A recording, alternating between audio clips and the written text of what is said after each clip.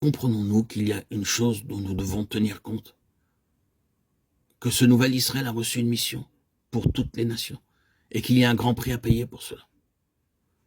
Tout le royaume de Satan est opposé à cela. Si nous devenons simplement une petite secte locale, tranquille, qui accepte des compromis, tout ira bien.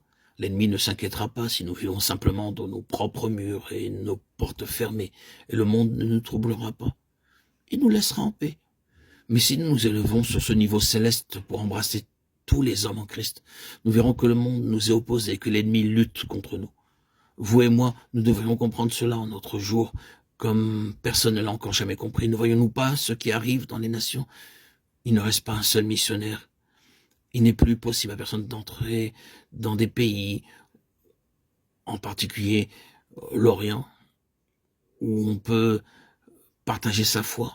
Le peuple chrétien en est chassé. Pour la plupart, beaucoup sont exterminés, tués pour leur foi.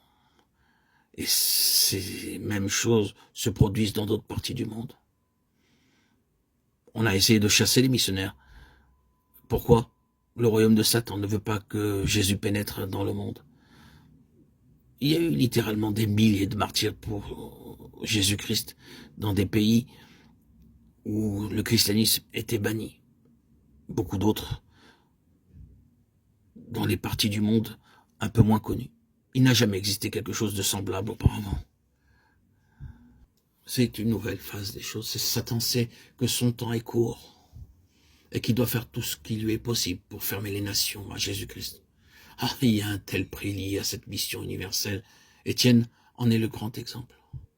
Le dessein de Christ et de son Église, du cep et des sarments, est d'apporter la vie à tous les hommes dans le monde tout entier et ne pas être fermé sur lui-même, s'installer,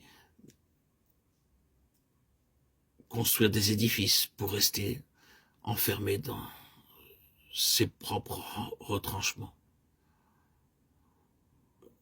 Je me demande si cela est réellement vrai de l'Église d'aujourd'hui. Ne pensons-nous pas que l'Église chrétienne elle-même soit coupable à cet égard? Elle n'apporte pas réellement la vie aux nations. Il y a beaucoup de lieux appelés une Église qui n'apportent pas la vie dans leur petite localité elle-même. Et c'est là une contradiction de Christ. Il est très facile de penser à cela objectivement. Cela doit toucher chacun d'entre nous. Quelle est la preuve que Christ est en vous et en moi? Il n'y a qu'une seule preuve. C'est que d'autres reçoivent la vie de Christ par nous, que nous apportons la vie de Christ aux autres.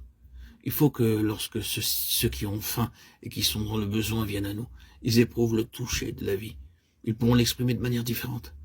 Mais tout revient à ceci. Cet homme, cette femme possède quelque chose que je n'ai pas, et c'est quelque chose dont j'ai besoin.